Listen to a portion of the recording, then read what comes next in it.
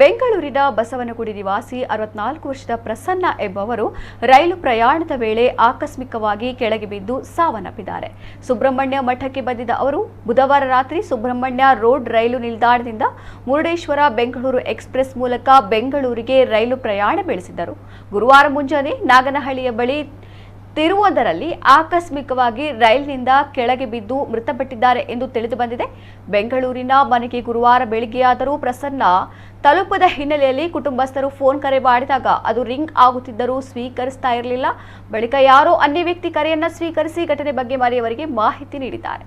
ಪೊಲೀಸರು ಈ ಬಗ್ಗೆ ತನಿಖೆಯನ್ನ ನಡೆಸುತ್ತಿದ್ದಾರೆ.